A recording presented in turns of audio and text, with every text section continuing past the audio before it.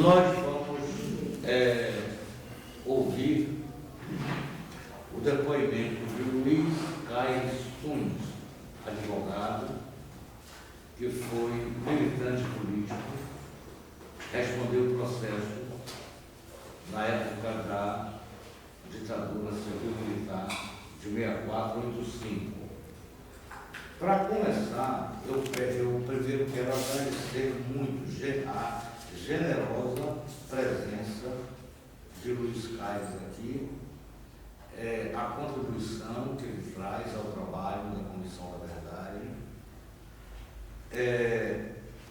e pedir a ele, por questão formal, que declare se aceita primeiro depor publicamente. É um direito seu, se quiser depor em reunião privativa da comissão. Hipótese que preferimos aos que não são membros da comissão que se retirassem do ambiente. A segunda coisa é se o Luiz Caires autoriza a que seja gravado e filmado o seu depoimento, para preservar o seu direito de imagem. E também se ele autoriza, caso aceite ser gravado, se autoriza também a utilização, a publicidade, a publicação, né, do seu depoimento e das suas imagens. Então nós precisamos formalmente dessa autorização, porque é um direito do depoente depor privadamente, não ser filmado, não ser gravado e não ter o conteúdo das suas declarações divulgado. Bueno, primeiro, o agradecimento são meus, né? É um prazer, uma honra estar aqui na Comissão da Verdade. Na realidade, esperava ser chamado, né? Gostaria de estar vivo ainda, né, para divulgar. A divulgação é importante, acredito eu, de todos aqueles que foram perseguidos, né, pela ditadura militar. Eu trouxe para esse depoimento, está aqui, tudo a meu respeito que está consignado no Arquivo Nacional. São processos, né, das minhas prisões, processos de Ibiúna, tem os processos de Vitória da Conquista, quando eu estive preso. Então, toda a documentação, álbum de fotografia de todos os presos da Bahia, que foram detidos no Congresso de Ibiúna e ficaram no presídio Tiradentes. E vou colocar à disposição da Comissão da Verdade esses documentos, né? Realmente a gente fica um pouco emocionado, porque não é fácil estar aqui revendo, né, e revisitando, né, tudo aquilo que aconteceu de 64 para cá. São 50 anos. Né? São 50 anos que aconteceu o golpe, em 64. Em 31 de março, eu morava em Vitória da Conquista. Para vocês terem ideia, Vitória da Conquista é uma cidade, na época, 60 mil habitantes, não tinha luz elétrica, né? A luz era gerada a motor. Meia-noite encerrava a vida em Vitória da Conquista, né? As luzes se apagavam, todos tinham que dormir.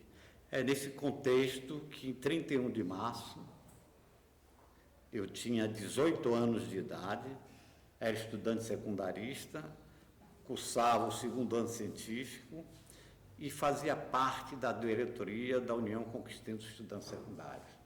Não tinha vinculação a nenhum tipo de partido político.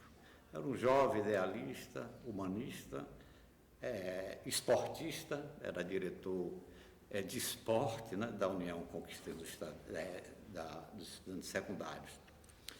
E quando a gente ouve pelas rádios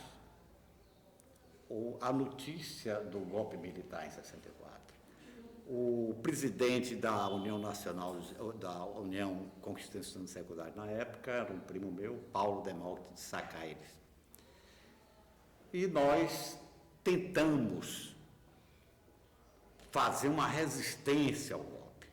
Quando anunciado, eu e Paulo Demócrito conseguimos um carro rolante, né? Não existia movimentos estudantis organizados na época, né? Conseguimos um carro volante e, de maneira voluntariosa, né? Percorremos toda a cidade com o manifesto da União Conquistense, conclamando o povo a ir às ruas, conclamando os estudantes à greve, e fomos à sala de aula colocar os estudantes em greve, né? E isto no dia seguinte, 1º de abril. À noite, 1º de abril já, fomos à Casa das Máquinas. Casa das Máquinas é onde tinha um grande gerador, onde gerava energia elétrica, né?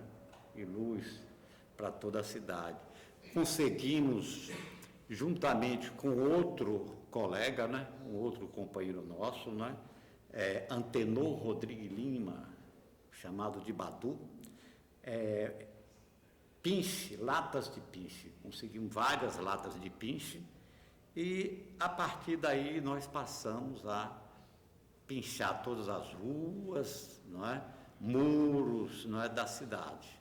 No outro dia, Vitória da Conquista amanheceu toda pinchada, né? Isso já 2 de abril, não é?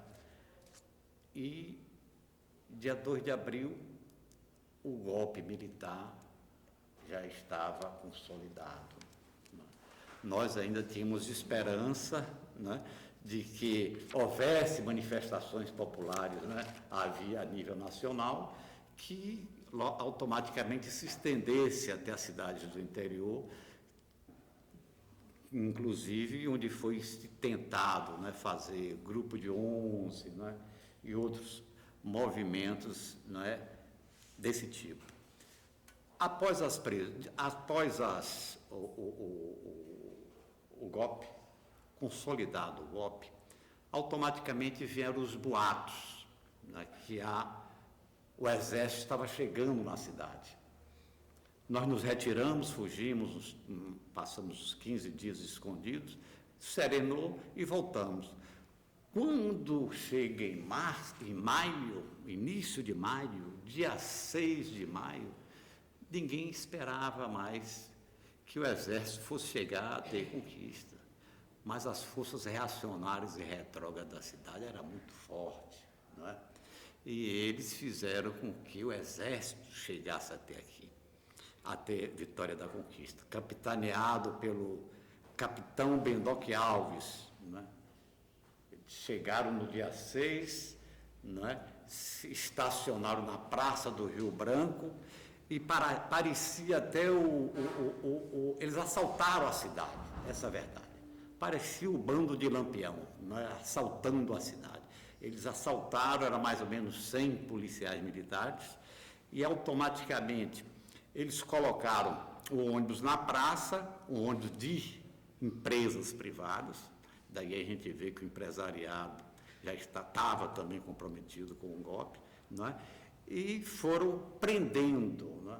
Prendendo as pessoas que automaticamente, pessoas essas que foram denunciadas, né, pelas forças de direita local, não é? E iniciaram essas prisões. A minha prisão ocorreu no dia 8/5/64, eu anotei, não é? Em uma sexta-feira, eles montaram uma operação de guerra. Eu estudava à noite no Instituto Educacional Euclides Dantas. Eles montaram uma operação que eles, além de cercar todo o colégio, eles desligaram as luzes do colégio, né? Um blackout geral, né?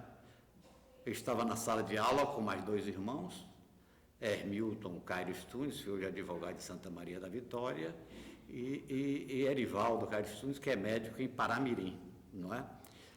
E eu estou tudo escuro, estou ouvindo, entendeu? Não tinha acesso pelas laterais, não é?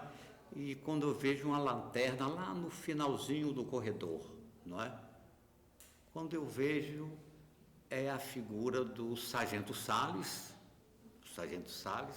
que era o comandante do destacamento da cidade, não é? Do exército da cidade, não é?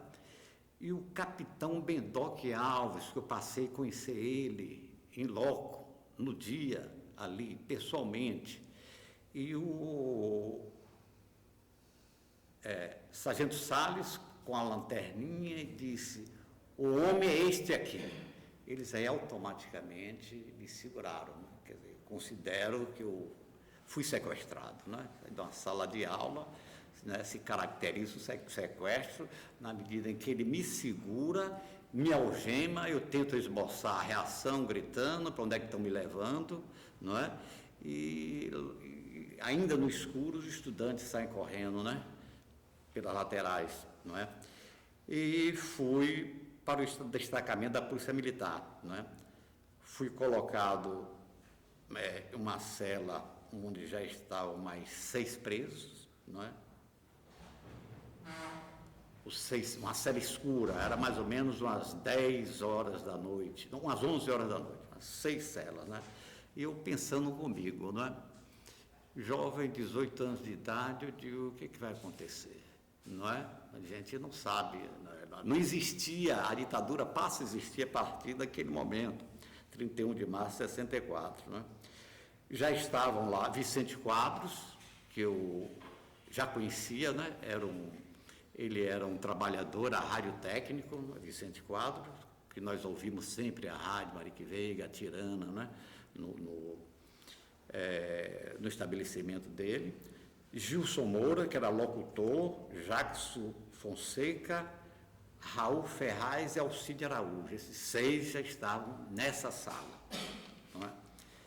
E no outro dia que eu fiquei sabendo qual eram os métodos de interrogatório do Bendoque Alves, né? Eram os métodos de interrogatório me narrado por Vicente Quadros, me deixou mais temeroso ainda. Ele, além de fazer os interrogatórios com a arma, né, ele colocava a arma na cabeça das pessoas, né? Do Jackson, né, sofreu esse tipo de constrangimento e de ameaça, né? O próprio Gilson Moura e o Vicente Quadros. O Vicente Quadros, ele, quando foi interrogado, ele posteriormente, na mesma série, ele falou: Luiz, ele está me aplicando o soro da verdade, não é? E mostrou, inclusive, ele puxou a camisa, isso já no outro dia pela manhã, né? Eu entrei à noite e o braço dele estava realmente todo picado, não é isso? Eu digo: como o soro da verdade, Vicente? Sim, ele, 2 dias, no segundo dia que eu fiquei sabendo, não é, que era uma injeção comum de vitamina, outra coisa semelhante, né? Foi o que informou para ele depois o próprio cidadão que torturava ele, né? Para mim isso era uma tortura. Pode repetir, Luiz. Vicente Quadros, Gilson Moura, Raul Ferraz. Gilson Moura, Jacques Fonseca, Raul Ferraz, Alcides Araújo. Jackson Fonseca. Jackson Fonseca. Raul Ferraz e Alcides Araújo. Tinha outros em outra cela. Essa é a cela que eu fiquei. Depois eu fui transportado para outras celas, não é? Aí vem a morte, para mim, assassinato de Périx Guzmão. Não é? O Périx Guzmão era vereador. Ele estava em uma cela com Paulo Demócrito, de Sacaires. Os 2 estavam na mesma cela, não é? O Périx e o Paulo Demócrito. O interrogatório do Périx foi no dia 10, se não me engano, salvo a memória, dia 10, não é? Foi no dia 10, não é? Depois do interrogatório do Périx Guzmão, que foi incógnita, porque depois que o Périx Guzmão saiu do interrogatório, incontinente, levaram ele para uma outra outra cela isolada. Ele passou pela cela cabisbaixo, onde Paulo estava. Paulo me informou isso depois. E pediu a Paulo uma garrafa de álcool, não é? E se dirigiu para a cela. Paulo não sabia para quê, não é? No dia 11, às 3 horas da tarde, mais ou menos, não é? E ouço os gritos vindos do pátio. Era Paulo Demócrito gritando, não é? Assassinaram Périx. Assassinaram Périx. Vocês mataram Périx Guzmão, não é? Essas as palavras de Paulo. E ele estava transtornado, né? Já tiraram ele da cela onde ele estava vindo carregado. Ele vinha carregado porque ele estava num estado emocional muito forte. E com todo esse tumulto criado, né? Os soldados, o homem morreu, comandante, o homem morreu, comandante. Colocaram o Périx, o Paulo Demócrito veio para minha sala, não é? Veio para minha sala. Eles colocaram o Paulo Demócrito na minha sala, o tumulto todo, não é?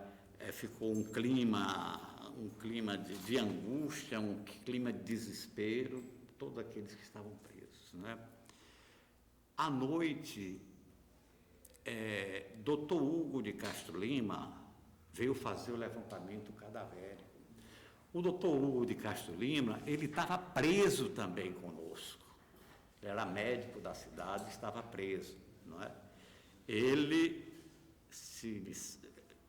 Eu digo isso porque me lembra muito bem quando o Dr. Hugo foi chamado, ele foi liberado da prisão, Dr. Hugo, e chamado depois para fazer o levantamento cadavérico, né? Ele já tinha prestado a CPOR, né? Era oficial, inclusive, do Exército, Dr. Hugo, não é? E fizeram o levantamento cadavérico, mas não se fez a autópsia, né? A autópsia não se foi feita, né? E até hoje, na minha memória, não é que Périx foi assassinado, apesar de outros terem outras versões de que foi suicídio, entendeu? Mas realmente suicídio, um cidadão que depois de um interrogatório violentíssimo, né, que eu soube que ele sofreu, depois ele não poderia se colocar numa cela isolada e tirar, não é? E deixar ele numa cela isolada, não é? Numa situação, porque os interrogatórios do Benox Alves era um interrogatório que desmontava completamente o cidadão, psicologicamente arrasava a pessoa, não é? Você saía dali rastejando, não é? Então, após isso, vieram os interrogatórios daqueles que não tinham sido ainda interrogados, né? Antes da morte de Périx, né, existem 2 divisores do interrogatório dele. Depois da morte de Périx, eu fui interrogado, fui chamado para ser interrogado, não é? Já nesse interrogatório, eu acredito, né, por causa da grande comoção que criou, não é? A situação da morte do Périx, ele foi mais ameno, ou seja, foi um interrogatório ameaçador, não é? Sempre dizendo que eu ia para Fernando Noronha, entende? Ele tentava me desconstruir, não é? Ele perguntava: você conhece Faqui? Essa é a maneira do interrogatório, né? Você já deitou em cama de prego? Né? O senhor já engoliu espada? Então, essas maneiras irônicas, não é? E maquiavélicas, não é? de querer, não é, humilhar as pessoas, não é? Depois desse interrogatório, foi feita uma triagem, porque em Conquista foram presos mais, acredito eu, de 60 pessoas, umas 80 pessoas, não é? Mais ou menos foram detidas para averiguações, esse era o termo que eles usavam, não é? E eles, depois dos interrogatórios, eles fizeram a triagem, não é? E foram para Salvador. Eu e Raul Ferraz viajamos em um jipe à noite, né? Eu e Raul Ferraz viajamos em um jipe. O cidadão quase bate o jipe no meio da estrada, porque viajar à noite em um jipe, naquele tempo só tinha jipe. Vitória da Conquista não tinha estrada, né? Você era estrada de barro, não é isso? E escoltados. Inicialmente nós ficamos no quartel da Moraria, quando chegamos pela manhã, ficamos no quartel da Moraria, quartel da Polícia Militar. E do Exército. Exército, não, quartel do Exército, sim, não, quartel do Exército. A triagem foi feita no quartel do Exército. De lá, ele depois da qualificação, não é? Eles nos enviaram para o Forte de Montserrat. Não é? Logo após, fomos para o Forte de Montserrat, na Ribeira. Não, ali é Ribeira, não é Boa Viagem? É Boa Viagem? É um lugar, inclusive, encantador, fica no alto, entendeu? Não é? Humaitá, Montserrat. Né? Na Ribeira. Já estavam lá no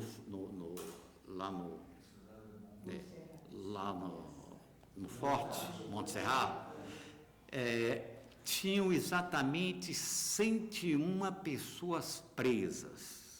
101 pessoas presas em um galpão no Forte Montserrat. O galpão dava no máximo 40 pessoas, né? Era 40 pessoas. Então tinha uma grade externa, não tinha fundo, né? O fundo você não tinha acesso, nem porta de fundo, né? No galpão tinha uma metralhadora, essa metralhadora é de pé, né? Uma metralhadora bem potente, ficava à frente das grades, e lá dentro, não é? Um vaso sanitário e um banheiro, ou um vaso sanitário e um chuveiro, não é? Para atender 101 pessoas. Nós recebemos uma manta verde-oliva, né? Um cobertor verde-oliva, não é? E só. Isso aí era cama e lençol, né? As pessoas dormindo no chão, não é? Já estavam lá, como eu falei anteriormente, Paulo Demócrito, que já estava preso, Emetério Pereira da Silva, Camilo de Jesus Lima, poeta em Vitória da Conquista, não é? De Vitória da Conquista, essas pessoas. No 19BC, não estava também Saul Quadros, porque Saul Quadros era de Conquista, a gente considerava Saul Quadros até, porque Saul Quadros sempre ia passar as férias em Conquista, sempre estava em Conquista, mas estudava em Salvador, já fazia direito em Salvador, não é? Você pode repetir o nome do pessoal que você identificou no Forte do Montserrat? Forte de Montserrat, que já estavam lá. Paulo Demócrito, de Sacaires, Emetério Pereira da Silva, Camilo de Jesus Lima, esses já estavam lá. E Saul Quadros também, que já estava lá, não é? Que é advogado, foi presidente da OAB, não é? No 19BC, no quartel que fica em Pernambués, e ficaram Pedral Sampaio, prefeito, Anfilófio Pedral, Miguel Arléu, Flávio Viana, Everardo Públio de Castro, que era professor de História, e o filho dele, Nude Davi Castro. Essas pessoas de Conquistas, foram 11 pessoas de Conquista presos que ficaram detidos em Salvador. Né? O Forte Montserrat, como eu já falei, era capaz, né? Filas para almoço, para banheiro, não é? E fizemos para a gente ter uma convivência melhor, sentir uma pessoa humanamente impossível, a gente dormir entrelaçado um ao outro, não é? Para se ter uma convivência, uma divisão de tarefas, nós criamos comissões. Comissões porque nós conseguimos livros, né? Livros, logicamente, que não eram censurados, que passavam pela censura, que não eram censurados, né? Livros como O Vento Levou, livros, não é? Romances, não é? Na Comissão da Cultura era Dr. Raul Alberto de Assis Espinheira, não é? Que é o pai do nosso jornalista, né? Ele era de Jiquié. Pedro Pondé, que era promotor de Poções, não é? Rui Alberto de Assis Espinheira, era advogado, né? E Pedro Pondé de Poções, que nós fazíamos, tinha a sessão da literatura, né? Nós nos arrumávamos em volta dele e ele começava a ler aquele livro, né? E sempre as sessões, a gente sempre procurava, não é? Fazer revezamento para sessões de leitura, não é? E depois se discutia também o romance, não era uma maneira de se ocupar a memória, né? A mente, né? Tínhamos a comissão de comunicação.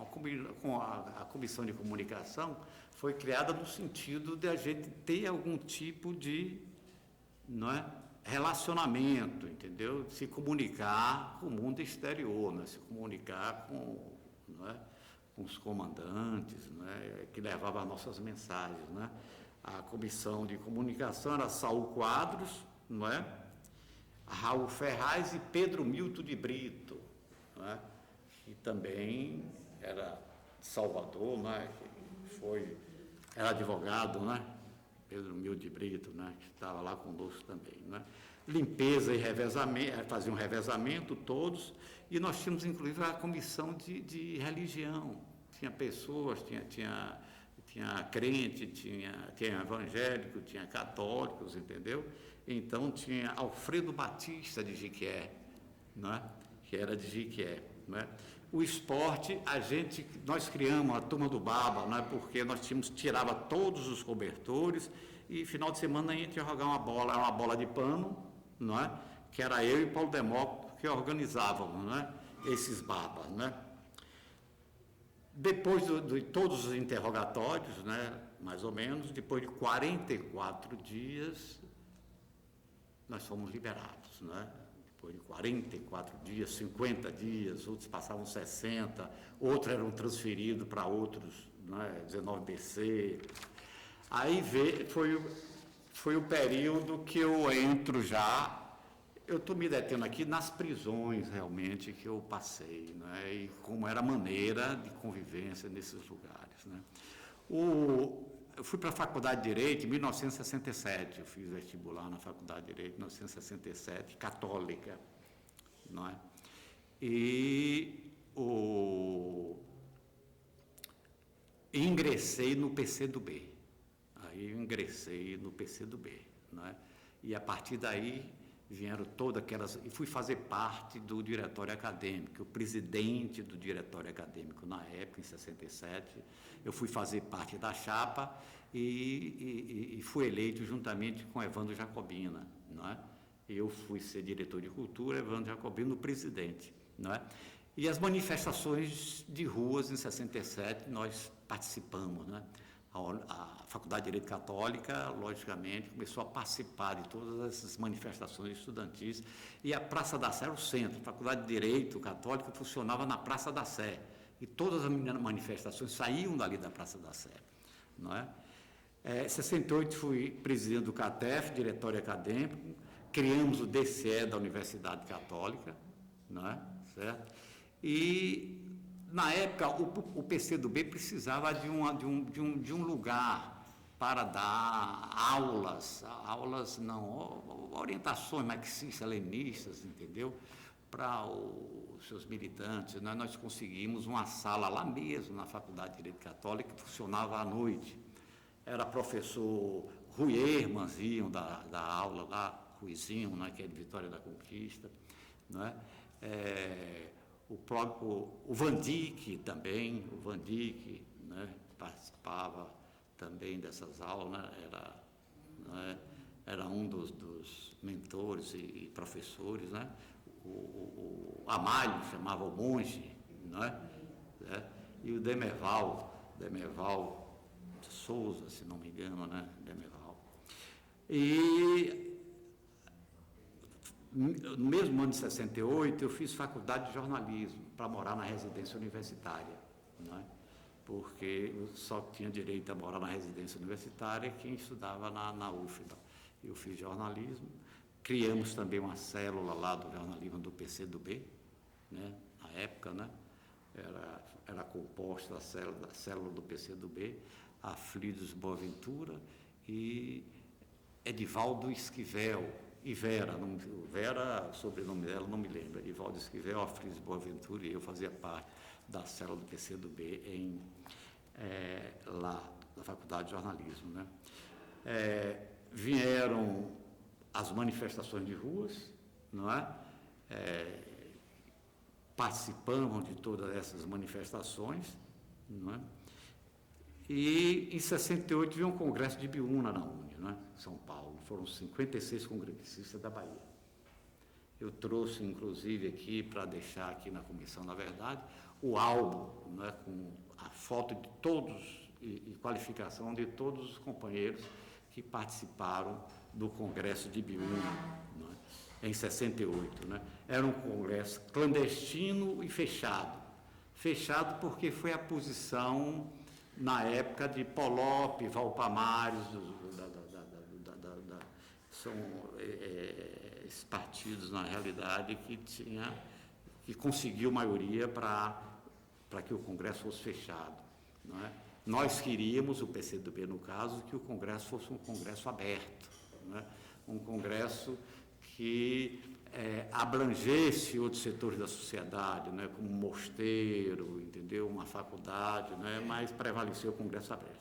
Muita lama, muita chuva em Ibiúna. O local era um local que parecia uma área de garimpo, né? Terra arrasada, né? Era uma lona, que era um galpão onde aconteciam as plenárias, né? E um alojamento, não é? Um alojamento, você tinha que ter fila, um frio de 10 graus, 12 graus em São Paulo, não é? Eu mesmo tive que tomar soro glicosado, porque tinha estudantes de medicina, tinha essa estrutura, eu tive que tomar soro glicosado porque realmente eu fiquei muito debilitado lá mesmo, tomei lá mesmo, não é? Um alojamento que fazia o revezamento, tinha fila para dormir, não é? Uma turma começava a ir para dormir 8 horas, aí 8, 9, 10, 11, essa turma saía, né? Quer dizer, tinha quase 1.000 estudantes, né? Então, 200 pessoas entravam e dormiam ali, né, no chão, não é? Depois saía esse pessoal, a outra fila e mais 200 entrava, entendeu? E se fazia um revezamento, né, até o dia clarear, não é? Ficávamos, não é, nesse alojamento, não é? As lideranças da UNE chegaram uma semana depois, quer dizer, depois de toda essa espera, essa ansiedade de iniciar o Congresso, a liderança da UNE chegaram uma semana, né? Foi Travassos, Vladimir, entendeu? Odisseus, né? Que estavam ainda em assembleia da USP, né? Em São Paulo, e retardou uma semana, né?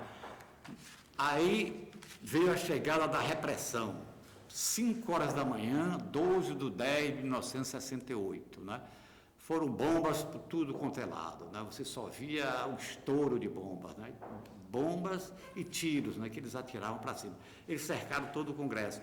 E nós acordamos, não é, no meio do inferno, não é? Aí o desespero total, porque você não tinha rota de fuga, não se pensou em fazer rota de fuga, né? Você não tinha para onde fugir, não é? O único caminho que existia é a trilhazinha que nós tínhamos que subir já presos, né? Todos eles escoltados, a polícia entrou, não é, por dentro do Congresso, não é? Eu, inclusive, me lembro que eu procurei até Franco Martins, né? Procura Franco Martins aí, vê por que caiu o Congresso, né? Eu procurei Franco Martins disse, olha, é o seguinte, Luiz, o Congresso, nós tínhamos feito um acordo com Abreu Sodré, o governador de São Paulo, para que não houvesse repressão. Logicamente, o governador não queria que fizesse um congresso, não é, lá dentro da cidade dele, não é? Então, fazer um congresso, recuar dentro de um mato, entendeu? Era mais fácil a repressão segurar, né? E fomos traídos, né? Quer dizer, uma ingenuidade muito grande, né, por parte daqueles, né, que essa verdade, né, organizou um congresso fechado, né, numa cidade como São Paulo. Todos recolhidos, foram para o presídio Tiradentes. Aí que começou o recrudescimento do movimento estudantil no Brasil todo. Os estudantes iam para as ruas, não é? E já de maneira mesmo assim mais agressiva, né? Então se tinha notícia que virou ônibus, isso, aquilo, outro, porque fizemos greve de fome. A minha cela mesmo entrou em greve de fome. As blusas, as meninas tiravam as blusas, que estavam nas celas vizinhas, elas tiravam as blusas e com batom colocavam em letras garrafais, não é? Greve de fome, estamos em greve de fome, liberdade já, aí se colocou nas grades lá de externa, e que, por sinal, não é? A Veja, que não é a mesma Veja de hoje, né? A Veja daquela época, não é? Ela estampou a capa da revista, né? Saiu na capa da revista, Greve de Fome, né? Não sei se vocês lembram, né, dessa edição da Veja, eu preciso até procurar, né? É bom para a Comissão da Verdade ter, não é, essa capa de Veja, né? Greve de fome, e isso fez com que a pressão foi tão grande que automaticamente nós fomos ouvidos, aí sim que eles fizeram o álbum de fotografia, qualificou todo mundo, e as pessoas foram levadas para seus estados presos. Nós fomos cambiados presos e com escolta. Aí vem a empresa São Geraldo, foram dois ônibus da empresa São Geraldo, ele estava inaugurando a empresa, dois ônibus da empresa São Geraldo, não é? E que transportou a gente do presídio Tiradentes para Salvador.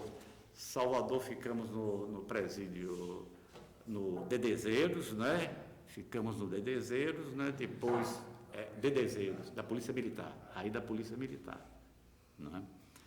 Depois do Dedezeiros, foram soltando gradualmente, né? Fazia a checagem do seu endereço, mandava as pessoas em sua casa, a pessoa batia na porta, aqui que mora fulano e tal, e eles iam soltando as pessoas, né? Aí acaba o episódio do Congresso de Ibiúna, no caso, né? Em 1968, ainda no final de 1968, eu quero deixar registrado isso aqui, que foi a minha terceira prisão, né? Quando eu fui preso, não é? Que eu esperava que não ia sobreviver, não é? Eu fui preso na porta da faculdade, eu estava na porta da faculdade com uma colega e amiga, não é? Certo? O nome dela era Virgínia Mendonça, filha do juiz, que já morreu, Adelino Mendonça, né? E eram às 12h30 mais ou menos. Fui abordado por um cidadão que me convidou para ir à Polícia Federal, não é? Eu digo, bem, se é um convite, você me desculpe, mas eu vou amanhã. Eu estou aqui com a minha amiga, o cidadão, olha, você não entendeu, olha, você não está conversando, o senhor vai agora, ou por bem ou por mal. Abriu a pochete que ele trazia, uma arma, não é? Ele disse, o coronel Luiz Arthur quer conversar com você hoje e agora, o senhor vai agora, não é? E eu, para ganhar tempo, eu disse, por favor, eu quero ir levar a colega ter o ponto de ônibus dela, porque na Praça da Sé, faculdade na Praça da Sé, não é? Ali tinha o Matatu, não é? O ponto de ônibus Matatu ficava ali na ladeira da praça, não é? E eu, para chegar até ali, você dá um voo ao seu lado, se você tentar correr, eu atiro. E eu fui calmamente ao lado dele e já preparando ela, disse, olha, você fique tranquilo, porque chegar naquela ladeira eu vou correr em disparada. Ele não vai ter condições de me acompanhar na época. Meu magrinho, ele muito gordinho, entendeu? Não é depreciando, mas não é, e baixinho, ele não tinha condições de me acompanhar, não é? Ela ficou apreensiva. E quando chegou no semáforo que tem de ladeira da praça, quando abriu o semáforo, aí ela me falou, ela que me comunicou, Luiz, olhe o Clóvis Veiga, o irmão do reitor, passando ali com Dice, né, a secretária da faculdade. Eu aí, incontinente, corri por cima do carro, não é? Pedi, me dê carona aí que eu estou sendo preso, não sei para onde é que vão me levar.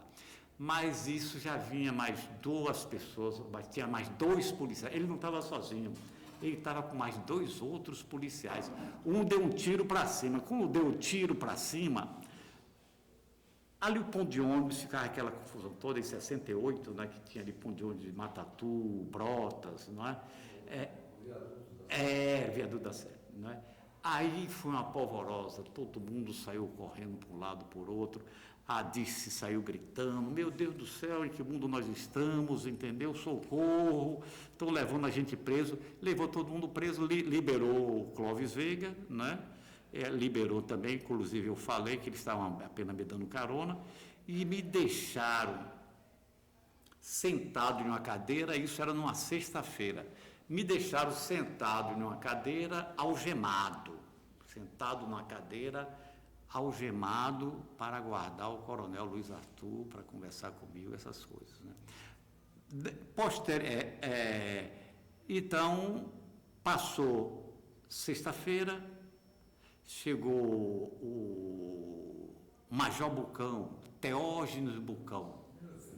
Teógenes Bucão. Não, isso na Polícia Federal. Na Polícia Federal, ele ajudante de ordem do coronel Luiz Arthur.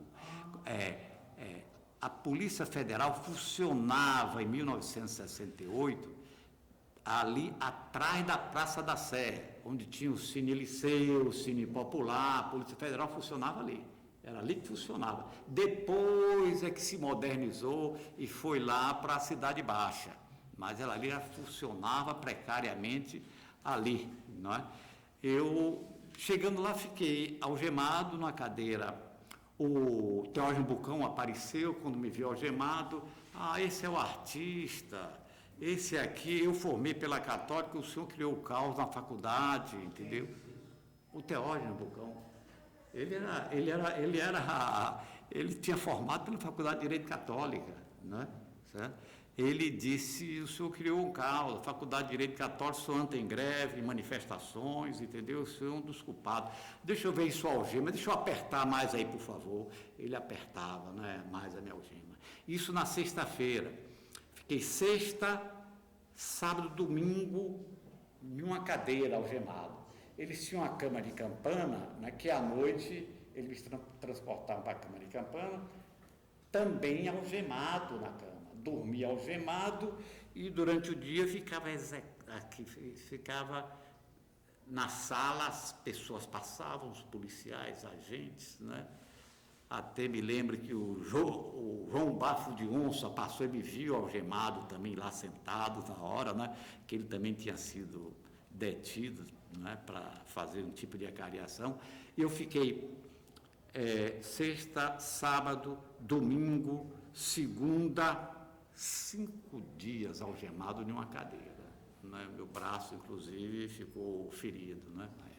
E o Teógenes Bucão chegava na segunda-feira, vamos apertar mais a algema do artista. Isso, ele fazia isso, né? Segunda, terça-feira, até quando eu fui ser ouvido pelo coronel Luiz Arthur, que ele tinha me prendido para fazer uma cariação com o pessoal da Polop, um sapateiro que eles tinham prendido, não sei o nome da pessoa, não é? Para fazer essa cariação com eram uns dois operários, não é? Para saber se era eu que dava aula de marxismo, leninismo, se estava dentro do movimento da política operária. E após essa cariação, me fez interrogações sobre a romaria das professoras, né? Fotos me mostrava, né? de participação minha, né? Outras coisas, não é? Usaid, não é? Que a gente, uma manifestação que houve, não é? De quase 10 mil pessoas em 1968, que culminou com a destruição da sede da MEC-Usaid, né? Sei que nós realmente, que era o símbolo do imperialismo americano e era o símbolo da ditadura, né? No final, o movimento estudantil todo, parte do movimento estudantil, né? Porque o partidão recuou e nós chegamos até a sede do MEC-Usaid como símbolo para destruir a sede do MEC-Usaid, né? E a partir disso aí, não é? A partir disso aí, dessas perguntas todas, ele me fez uma ameaça final, não é? De que essa seria a última vez que ele queria me ver lá. Olha, esta é a última vez que eu quero o senhor aqui. Luiz Arthur. A próxima não tem volta. A próxima não tem volta, né? Aí, automaticamente, eu fiquei visado, né? Visado, né? Essas prisões que tinham, né? Aí, em 1969, vem já o ato institucional número 5. 68. Não, 68, final de 68. Mas o meu enquadramento no ato institucional número 5 já começa a formar um processo em 1969. Em 1969, eu fui cassado, não é? Eu vou pedir licença aqui a vocês para eu ler o ato, não é?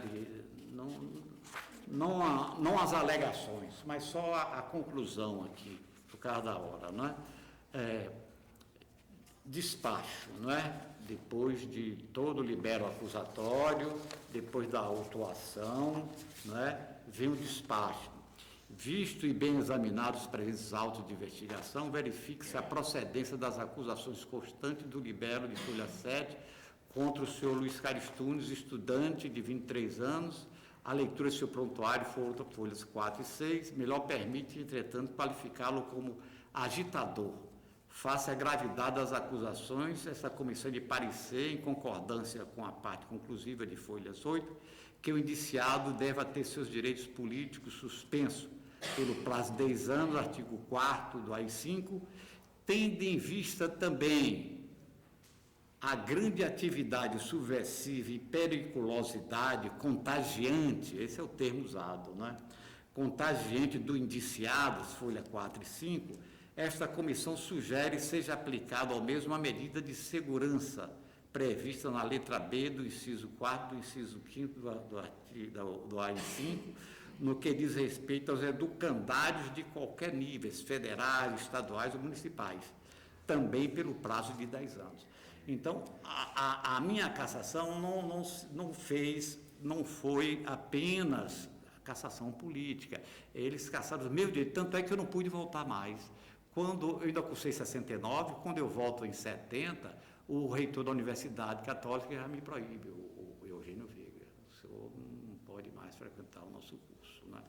Eu, a partir daí, não é?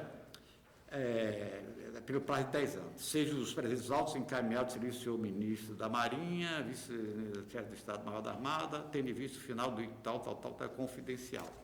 Essa é a comissão de investigação sumária do Ministério da Marinha, indiciado Luiz Carlos Tunes. A partir daí, eu fui para a clandestinidade, eu não tinha alternativa, não tinha como estudar, não é? Eu já tinha um filho em 1970, já de 1 ano, não é? Em 70, 71 já tinha um outro filho, e praticamente eu vivia como? para me manter, não é? Eu tinha um irmão que vendia livros para a editora Lelo Brasileira e para José Olímpio. O irmão era funcionário, né, vendedor de livros. E eu pegava esse prospecto e o talão de pedido e saía vendendo livros, né, por tudo quanto é lugar, né, pelos bairros, Palmiúdo, São Caetano, né, fazia viagens pequenas, né, porque eu não podia aparecer, né, no trabalho, né, para eu ter condições de sobreviver. Os pedidos, as vendas eram todas colocadas em nome dele, não é isso?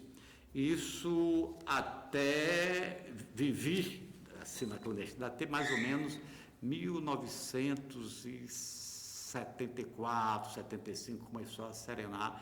Eu fui já trabalhar na Superzon, vender aparelhos de água, né, o despoluidor de água e de alimentos.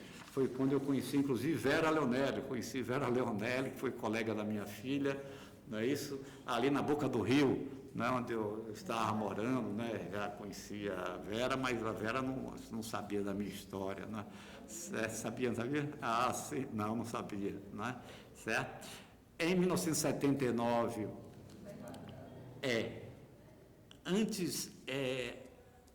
em 1979, quando veio a anistia, eu consegui, com o professor Manuel Ribeiro, uma matrícula especial para voltar à faculdade, né?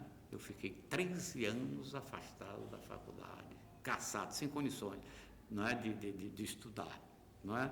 E a Manuel Ribeiro foi uma figura, apesar de todos acharem, era um professor muito bom, um professor que não era muito querido pelos alunos, mas ele era de uma generosidade muito grande e de uma tolerância muito grande. Eu me lembro, vou contar esse episódio, que quando a Faculdade de Direito Católica foi invadida, e era invadida constantemente, os movimentos saíam da Praça da Sé, a nossa faculdade era invadida sempre, não é?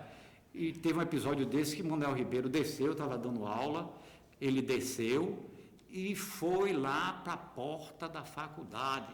O pessoal querendo invadir, o exército querendo invadir, ele abriu os braços e ele falou: só entro aqui se passarem por cima do meu cadáver. Né? Isso é um fato que não é consumado, que muitos colegas da minha época, entendeu? Mas, logicamente, a repressão entrou de qualquer maneira, empurrou ele e ele entrou.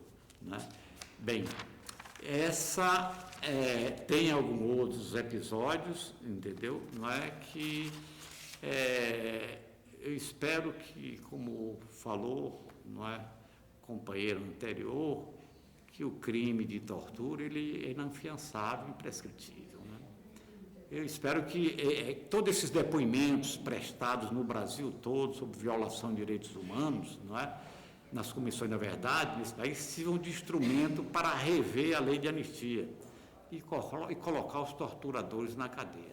Eu acho que esse tem que ser uma luta constante que a Diva iniciou. Me lembro quando a Diva esteve me procurando, mesmo lá na Superzon, para saber notícia de Dina Elza, que foi minha companheira, amiga da faculdade católica, ela fazia geografia, uma ativista, entendeu? Nos ajudou muito a organizar o movimento estudantil naquela época, não é?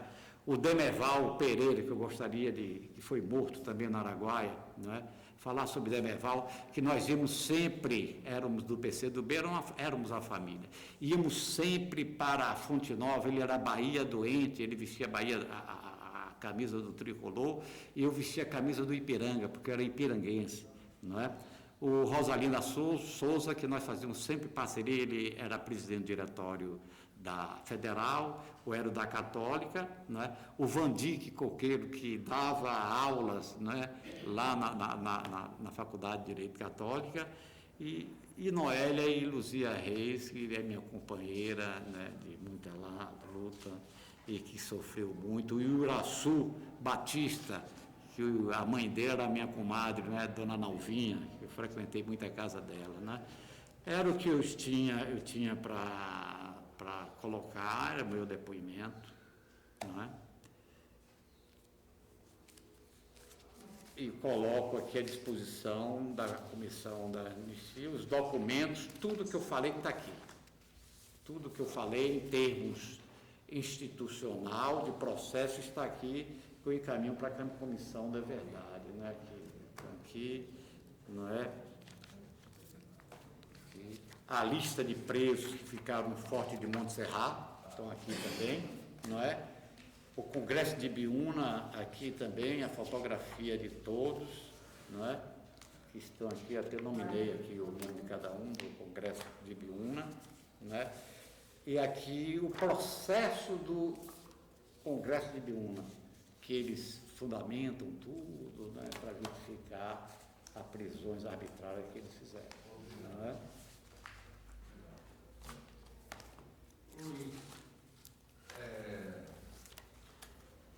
Durante o período que você esteve nas dependências oficiais, por exemplo, no Forte do Monte Serra, você tem notícias, sei lá, em algum momento você praticou alguma tortura? Não. Não. Eu diria que o Forte de Montserrat, o que não existia era acomodações e tratamento, que era um tratamento, não era o tipo de tratamento que nós tínhamos no chão, né, só tinha um banheiro para 101 pessoas, mas torturas dentro do Forte de Montserrat. No 19BC? No 19BC eu tive notícias de Miguel Arléu, né, que era Miguel Arléu, que era Miguel Arléu, vou dar o nome todo dele. No 19BC? Que ele chegou a ficar em cadeira de roda. Miguel Arléu. Miguel Arléu. Deixa eu ver aqui. Você lembra a época? Mesma época, Arléu, nesse mesmo período, né? 64. Okay. Não é? Miguel Arléu. 64? Em 1964. 1964, não é? Você teve notícia desse caso? Desse caso. Miguel Arléu. O 19BC. Na Polícia Militar, no Dedezeiros, teve alguma notícia? Não. A nossa prisão lá do Dedezeiro foi muito rápida, entendeu? O que eles queriam saber, eles já sabiam, né? Daí Dedezeiro só fizeram a triagem e as pessoas foram, não é? Você mesmo, parece que um momento, do ponto de vista de constrangimento moral e físico, mais violento, foi o momento do capitão Beldoc, né? Do Bendoc Alves. E também o momento da minha prisão na porta da faculdade, que eu escapei de morrer. O Beldoc, que pode ser até um dos responsáveis pela morte do Péricles, né? Ele está vivo, sabe dizer? Eu não sei dizer. Eu gostaria que tivesse vivo para ele responder. Ele vinha até aqui, essa Comissão da Verdade. E com ele você sofreu algum constrangimento físico? Físico não. Só de ameaça. Verbal, ameaças. Só o moral, não é? No episódio de Ibiúna, você tem informação do cerco das forças repressivas de algum tratamento físico degradante com algum membro lá? Não. No Congresso de Ibiúna? Não. No Congresso de Ibiúna, não. Tá.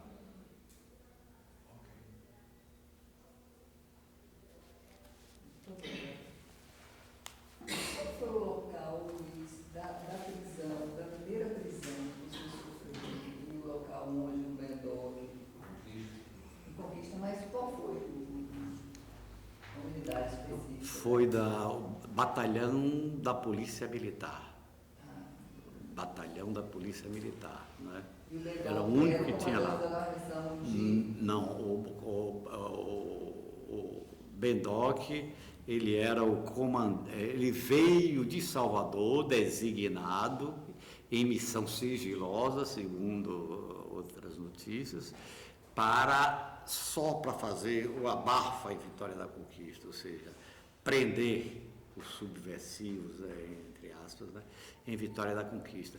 Porque quando eles chegam em Vitória da Conquista é como se fosse um bando, porque no outro dia, em Continente, ele vai na Câmara de Vereadores, obriga os vereadores a depor Pedral Sampaio, que Pedral Sampaio foi ordem do capitão Bedoque Alves. Bedoque Alves foi na Câmara de Vereadores e pressionou os vereadores né, além de prender alguns vereadores, ele obrigou a cassação de Bedoque Alves.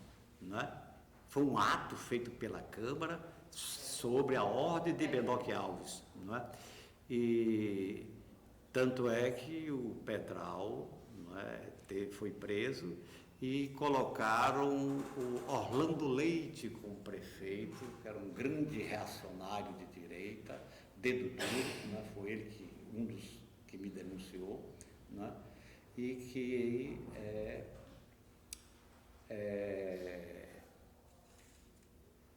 caracteriza muito bem na figura do Bedoque Alves. Ele foi para assaltar a cidade de Vitória da Conquista, como foi realmente, né? Com o apoio da Taylor.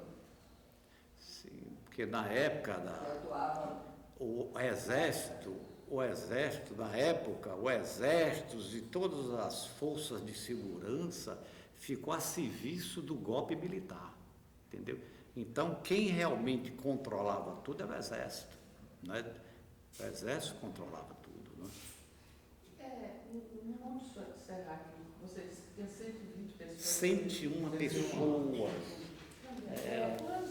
Vocês são soltos todos, ou foi pouco a pouco, ou teve alguma... Paulatinamente. Teve algum inquérito, alguma coisa que... Sim, vamos. Eu fui indiciado em São Paulo pelo Congresso de Biúna, indiciado, né, em 64 também, né, em 64, tanto é que serviu de instrumento para eles, depois do AI-5, para fazer a minha cassação dos meus direitos, não só políticos como estudantis, fundamentado exatamente no inquérito policial de 64 e no inquérito policial de 68 também de Biúna. Não é? Em processo, está aqui o processo. Em São Paulo fui julgado à revelia, eu fui para a clandestinidade. E aqui você respondeu o processo perante a auditoria militar? Sim. Quem foi o seu advogado? Não, na época não. Defensor nativo? Não, em 64. Quem lhe defendeu nesses processos? Não houve defensor ativo, porque não houve também tribunal. Eu entrei para a clandestinidade logo depois. Então você não respondeu? Não. O processo foi a revelia. É processo sumário, tá aqui, a Comissão de Investigação Sumária do Ministério da Marinha. Foi todo sigiloso nesses processos, né? Desculpe, Não, já. É uma questão, sabe o que é, desculpa a interrupção. Luiz, como a gente interessa a identificação física dos locais, ali onde você esteve, no Forte do Monte Serra, veja, eu estou tentando configurar aqui mais ou menos. Suponha que aqui seja, eu queria só que você desse uma Sim. Suponha que aqui seja a Praia da Boa Viagem. Certo. Aqui está o Forte do Monte Serra. Repare, no alto, Sim. voltado para o mar. Sim. Mas descendo para a ponta do Humaitá, onde tem a igreja Sim. de Nossa Senhora do Humaitá, aqui tem a Casa dos Romeiros, Sim. aqui também tem um quartel. Aqui também é a instalação militar. Sim. A minha pergunta é assim, esses 101 presos, incluindo você, ficaram presos no Forte do Monte Serra, no alto, ou ficaram nesse quartel do Exército? Ficamos no alto. No alto. No alto que você, inclusive, quando você saía, você vê todo o mar. Então foi na praia, eu posso fazer que fica na praia do Boa Viagem. Praia Boa Viagem. Porque como tem quartel aqui, e tem um forte aqui, eu fiquei depois. Eu queria saber o seguinte, se o secretário do Sargento Salles, ele se prendeu em Vitória da Conquista, Não sei se ele é vivo, não é? Ele era bem mais jovem do que o Bendoc Alves, né? Eu não sei precisar realmente. E na sua prisão, Não é? para responder ao coronel Luiz Arthur, que é o major João, você identificou algum outro torturador, algum outro policial? Na Polícia Federal? Civil que tivesse participado? Não, teve os agentes, mas esses agentes não tiveram participação. Os agentes apenas ele lhe conduzia, entendeu? Quem realmente, o ajudante de ordem do coronel Luiz Arthur era o Teógeno Bucão e também o capitão Valdomiro, era um escurinho, capitão Valdomiro, não sei o sobrenome dele, né? O capitão Valdomiro, não é? Ele também participava dos interrogatórios, né? Capitão Valdomiro, mas eu fui interrogado por Luiz Arthur, não é? Você ouviu comentários, seu Luiz Arthur, ele mesmo praticou alguma tortura, ele diretamente? Pelo menos algum comentário, alguma informação? Não, eu sei. Não, no meu caso a tortura foi indireta, porque quem autorizou ficar algemado lá na cadeira esse tempo todo e não apareceu foi ele, né? É uma tortura, para mim, mas outros tipos de tortura, na realidade eu não me lembro. Mas no caso da manutenção de sua algema, preso na cadeira, na cama de campana durante 5 dias, Foi ele que manteve. Que manteve. E o cão só mandava apertar. Não, ele apertava pessoalmente. Apertava pessoalmente, dava risada, era sádico, não é?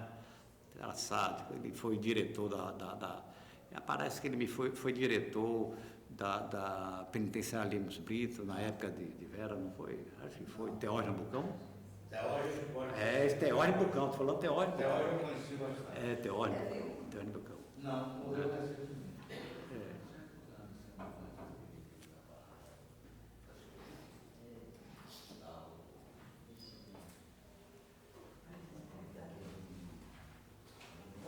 Então, agradecemos muito os tais. Pois não, eu que agradeço. Eu fiquei livre de um peso muito grande, né? Porque realmente isso está na minha memória há tanto tempo. Poder compartilhar com todos vocês, com o Brasil todo, para mim isso é motivo de muito orgulho, né? Você bateu as portas da Comissão da Anistia? Ah, sim, bati. Foi tudo? Foi. Entrei, logicamente, sou anistiado político, né? Eu sou anistiado político, né? Muito bem. Comprovei, não é? Logicamente, que a perseguição foi muito grande. Isso aqui eu deixo com... deixa lá. Não é?